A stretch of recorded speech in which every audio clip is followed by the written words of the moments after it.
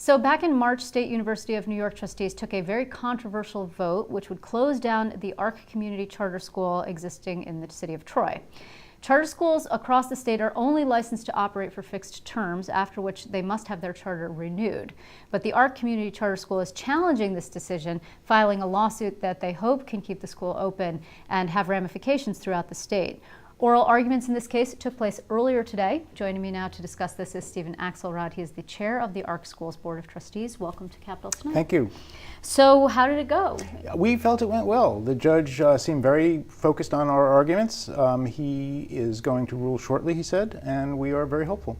Basically, this is a case, when it comes to the facts of the immediate situation, that you feel like you've had the rules changed on you in the middle of the stream, so to speak. That is exactly what we feel. Metaphors. No, it's a good mix. If you would explain. I will.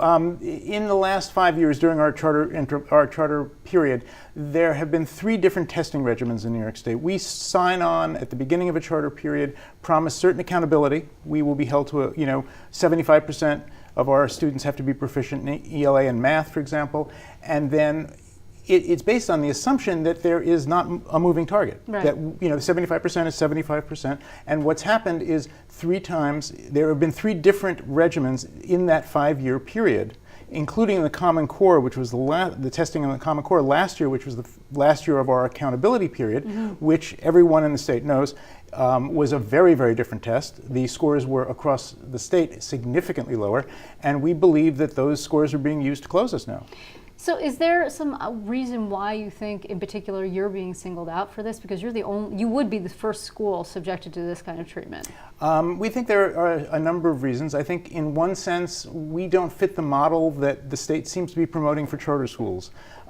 They just, this fall, gave charters to, I think, 8 or 9 new schools. All of them were either replications of existing schools or schools by major management companies. They gave 6 new charters to Success Academy, for example. Yeah, that's Eva Moskowitz's operation. Eva Moskowitz, and they've already given 18 to her. So there's very clearly an agenda of promoting this kind of replicable model as opposed to small community schools. Well, one might argue, though, just to play devil's advocate, that they have this model of success. I mean, that you can point to Eva Moskowitz's scores, for example, which were higher than some of the other schools in New York City.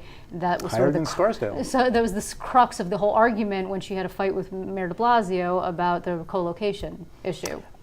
Absolutely. I think, though, we serve our community. We're a community school, and I think we need to be judged on the quality of the service to our community, and that has been indisputably strong. 4 out of 5 years, not counting the Common Core, that did not happen. We outperformed the Troy district significantly.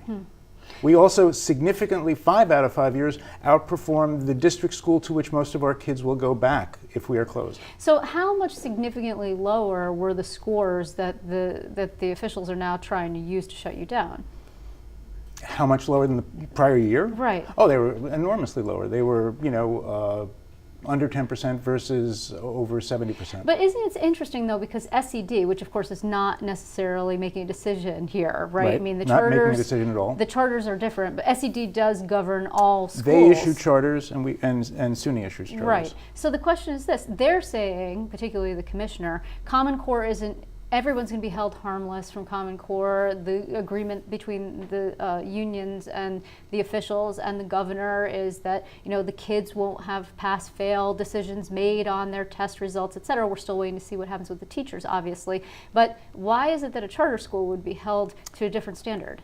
That's almost accurate, but not entirely, because the Charter Schools Institute, in the month before they moved to have us closed, said in the defense of 2 charter schools that they were promoting the renewal of, that they were not going to count the Common Core for them.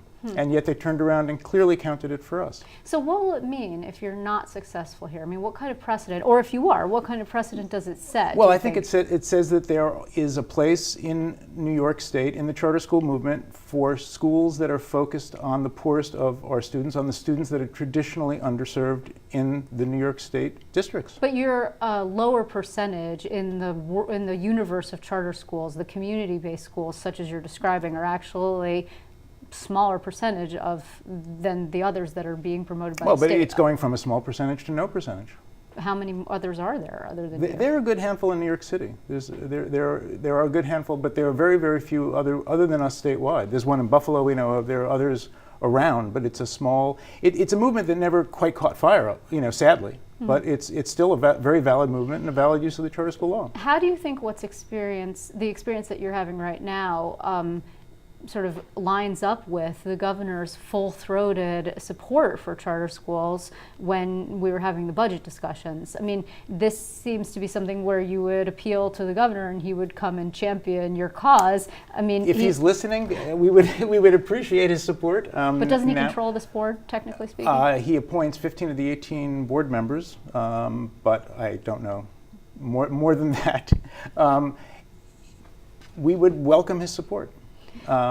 No question. What happens now? I mean, obviously, well, we're waiting for the state Supreme Court judge, who we appeared in front of this morning, to decide whether the motion to dismiss, which the state put forward, is going to be upheld or denied. And then ultimately, we are hoping for a rehearing in front of the Charter Schools Committee, which is where we started out in February, and for a different outcome. That that they now see both the community support and the support of professionals who have, either people involved in community activities, the Community Loan Fund, the Troy Housing Board, the county executive. A lot of people in the community, as well as the parents, have come out and support, and we want to make, maybe that'll make a difference. Is there no other way then, I mean, officially speaking, other than what you just described in terms of a measure of trying to determine how successful a school is? Is it only grades?